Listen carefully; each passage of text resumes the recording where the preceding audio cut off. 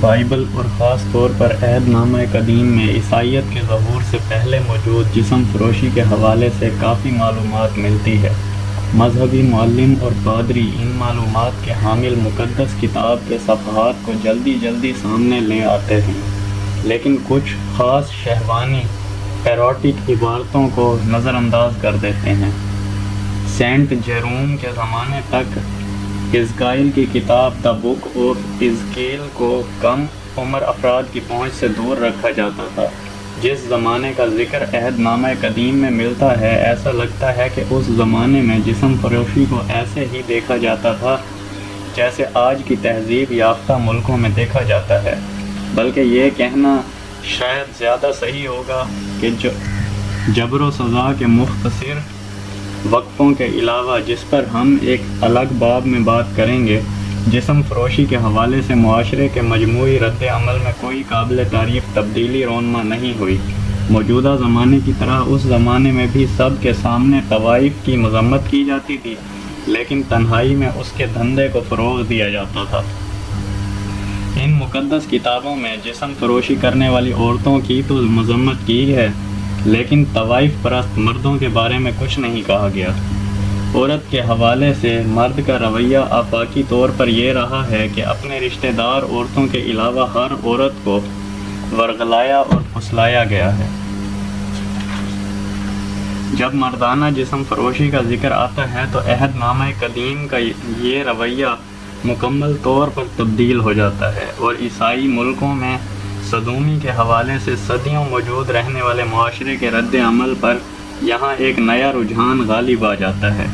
جب گزشتہ دور میں ہم نے دیکھا کہ طوائفیں مختلف خوشنما ناموں کے ساتھ اس زمانے میں ساری معلوم دنیا کے بیشتر معبودوں سے وابستہ ہوتی تھیں، اور یہودی معبد بھی اس سے مستثنی یعنی کہ دور نہیں تھی، تاہم بعض اقوام میں ایسا کہ جسم فروش مرد بھی معبودوں سے وابستہ ہوتے تھے۔ یہودیوں نے صدومی کی مذمت اس لیے کی تھی کہ یہ ان کی ایک مد مقابل قوم کی خصوصیت تھی۔ ویسٹر مارک نے لکھا ہے کہ لفظ کا دیس، جس کا ترجمہ صدومیت پسند کیا گیا ہے، ایک ایسے شخص کے لیے استعمال ہوتا ہے جو کہ کسی دیوتا کے لیے وقف ہوتا تھا، یعنی کہ ایسے سمجھا جاتا ہے جیسے دیوتا کے لیے کوئی لڑکی ہو، اسی طرح یہ لوگ لڑکا دیوتا کے لیے سمجھتے تھے، اور وہ دیوتاؤں کی ماں ڈیا سیریا کے لیے وقف ہوتے تھے۔ Edward Westermarck the origin and development of the moral ideas, یہودی تصور کے مطابق ایک خدا کے علاوہ دوسرے دیوتاؤں کو پوجنا سب سے بڑا گناہ تھا۔ اس حوالے سے احکام عشرہ کا پہلا حکم قابل غور ہے۔ عہد نامہ قدیم میں صدوم اور گومورہ میں غیر فطری جنسی فعل عام ہو جانے کی وجہ سے ان کی بربادی کا ذکر ملتا ہے۔ بائبل میں متعدد جگہوں پر صدومی کی مذمت کی گئی، جیسے کہ لیویٹیکس 22، تم مردوں کے ساتھ عورتوں کی طرح مت لیٹنا، یہ گناہ ہے۔ اسی طرح لیویٹیکس 20.13، اگر کوئی مرد کسی دوسرے مرد کے ساتھ اس طرح لیٹے جیسے عورت کے ساتھ لیٹے ہیں تو دونوں گناہ گار ہیں اور ان کی سزا موت ہے، ان کا خون انہی کے سر ہے۔ ہائی کنگ 10:15.24، اگر کوئی مرد کسی دوسرے مرد کے ساتھ اس طرح لیٹے جیسے عورت کے ساتھ لیٹتے ہیں تو وہ دونوں گناہ گار ہیں۔ اور اس ملک میں بھی صدومیت پسند موجود تھے، اور انہوں نے وہی کچھ کیا جو کچھ بنی اسرائیل سے پہلے والی وہ قومیں کرتی تھیں جنہیں خدا نے تباہ کر دیا تھا۔ عیسائیت نے جنسی عمل کی ہر صورت مذمت کی، چاہے وہ شادی کر کے کیا جائے یا شادی کے بعد۔ سینٹ پال نے اور عصمت کی ایسی شان بڑھائی کہ وہ اوائلی عیسائیت کے نمایاں اوصاف بن گئے۔ جنس کے حوالے سے اس روش کے زیر اثر ہی یہ قانون بنایا گیا تھا کہ کوئی بھی ایسے شادی شدہ یا غیر شادی شدہ مرد اور عورت چرچ میں یا کسی تقریب میں شامل نہیں ہو سکتے جنہوں نے پچھلی رات سیکس یعنی کہ جنسی عمل کیا ہو۔ اس زمانے میں ایک اہم تبدیلی یہ آئی کہ طوائف یا زانیہ کی موت کی سزا دیے جانے کا قانون منسوخ یعنی کہ ختم کر دیا گیا۔ یسوع کی تعلیمات صرف معافی اور خیرات پر بچ گئیں۔ مذہبی جسم فروشی کے رواج یا موجودہ زمانے کے پیشہ ورانہ جسم فروشی میں ڈھل جانا ناگزیر یعنی کہ ایک جیسا نہیں تھا۔ اس طرح ہر ایک ایسے ملک میں جسم فروشی کو فروغ پانا گریز تھا جہاں صرف ایک شادی کا رواج ہو۔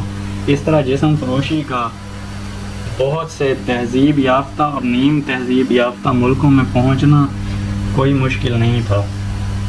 ہم جسم فروشی کے ارتقاء کا مرحلہ وار سراغ پا سکتے ہیں۔ سب سے پہلے آتی ہے غیر مذہبی اور وحشی اقوام کی جنس، پھر مذہبی یا مقدس جسم فروشی اور آخر میں پیشہ ورانہ جسم فروشی، جو کہ آزادانہ فری لانس بھی ہو سکتی ہے اور چکلوں والی بھی۔ اگر ایسا ہو سکتا ہے کہ جسم فروشی کی ایک قسم کو دوسری کے ساتھ اس قدر غلط ملت کر دیا جاتا تھا یا ظاہری طور پر ایسا مذہبی لبادہ اوڑھ دیا جاتا تھا کہ یہ جاننا مشکل ہے کہ مذہبی جسم فروشی کا اختتام کہاں ہوا، پیشہ ورانہ جسم فروشی کہاں سے شروع ہوئی۔ وجہ کچھ بھی ہو، اس میں رقم یعنی کہ پیسے کا بہت عمل دخل تھا۔ ہیروڈس کے بقول احرام طوائفوں کی کمائی ہوئی رقم سے تعمیر کیے جاتے تھے، جس طرح احرام مصر اسی طرح کئی احرام اور بنائے گئے تھے۔ چیوپس اس حد تک چلا گیا کہ اس نے اپنے نام سے موسوم احرام کی تعمیر کے لیے رقم کے حصول کے واسطے اپنی بیٹی کو ہی طوائف بنا دیا تھا۔ بیشتر اوقات ایسا ہوتا تھا کہ جب دوسرے قبائل غالب آ جاتے تو معبودوں کی طوائفوں کو عوامی چکلوں میں جسم فروشی کرنے کے لیے بٹھا دیا جاتا تھا۔ لیکن یونان میں جسم فروشی مردوں کی تعداد اتنی زیادہ تھی کہ اس حقیقت سے کوئی چھپا ہوا نہیں تھا۔ جدید تہذیب میں بھی جسم فروشوں مردوں کی تعداد کم نہیں، جیسا کہ ہم آگے دیکھیں گے۔ عورتوں کو صرف بچے پیدا کرنے، گھر کو سنبھالنے اور اپنے شوہر کی خدمت کا حق دیا جاتا تھا، اور یہ عورت پر مرد کا پرانا حق تھا جو کہ 4000 سال سے چلا آ رہا تھا۔ بیوی صرف گھر تک محدود رہا کرتی تھی۔ اس کی زندگی کا مقصد اپنے خاوند کی خدمت کرنا، بچے پیدا کرنا، انہیں پالنا پوسنا اور گھر کے کام کاج کرنا تھا۔ جس وقت یہ معزز شادی شدہ ایک حد تک نیک عورت اپنے حقیر فرائض سر انجام دے رہی ہوتی تھی، اس وقت اس کا شوہر بنی سنوری عورتوں کی صحبت میں عیش کر رہا ہوتا تھا۔ یہ کہا جا سکتا ہے کہ اس میں کیا انوکھی بات ہے، یہ سب تو موجودہ دور میں بھی ہو رہا ہے۔ یہ بات صحیح ہے، لیکن یونان اور موجودہ دور میں بہت فرق ہے۔ سبسکرائب